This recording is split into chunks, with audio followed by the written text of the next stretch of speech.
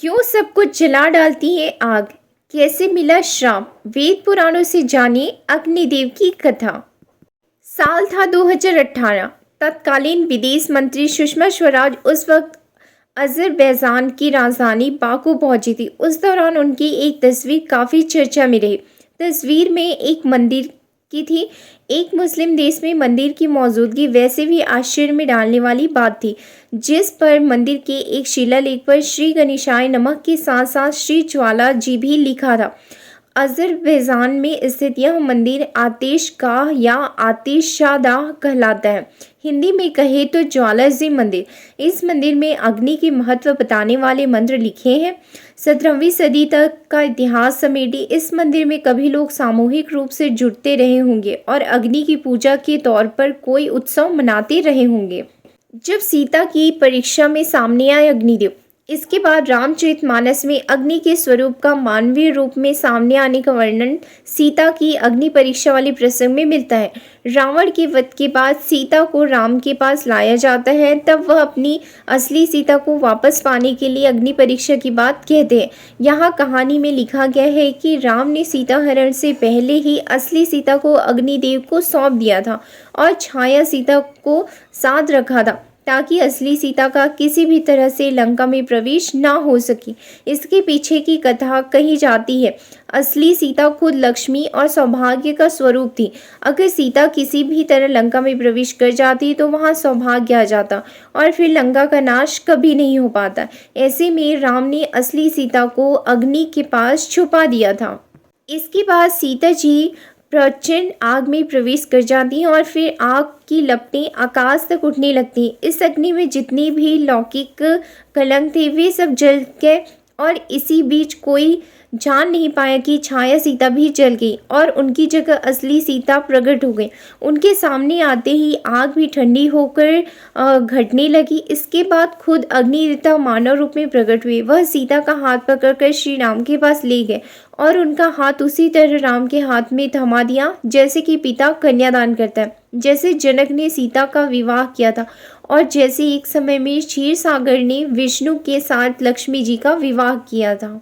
अग्नि को क्यों मिला सब कुछ भस्म करने का श्राप? महाभारत में अर्जुन को गीता सुनाते हुए श्री कृष्ण अग्नि के गुणों का वर्णन करते हुए कहते हैं कि अग्नि वह पवित्र तत्व है जो सभी को अपने में मिलाकर पवित्र कर देती।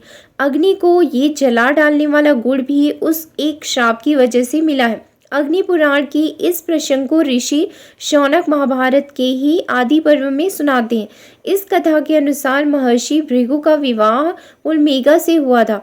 एक दिन ऋषि कुटिया में नहीं थे। उसी दौरान पुलोमा नामक दैत्य एक ऋषि का रूप बनाकर आश्रम में घुसा और पुलोमा के रूप पर मोहित हो गया।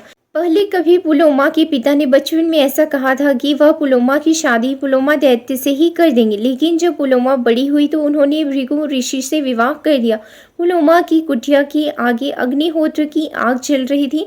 दैत्य पुलोमा ने उसी अग्नि से कहा, हे अग्नि, ये बताओ क्या पुलोमा की शादी की बात पहले मुझसे नहीं हुई थी?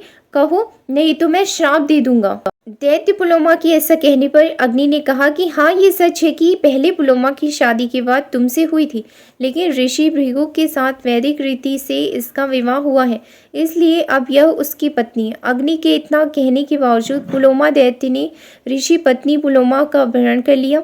जब भृगु ऋषि आश्रम पहुंचे तो उन्होंने योग बल से सब कुछ जान लिया और इस पूरे प्रकरण में अग्नि की भूमिका भी मानी। उन्होंने अग्नि को श्राप देते हुए कहा कि तू बहुत तटस्थ है ना, तो मैं तुम्हें श्राप देता हूँ कि यह तटस्थता तुम्हारा गुण हो। अब अग्नि को कुछ भी जलाने भस्म करने में संकोच नहीं होगा। अब से तुम सही गलत के चुनाव किए बिना हर वस्तु को भस्म कर सकते हो। पुलोमा के विवाह को लेकर अग्नि पुराण में ही इसका स्पष्टीकरण दिया जाता है कि जब पुलोमा छोटी कन्या थी तो वह एक दिन बहुत रो रही थी।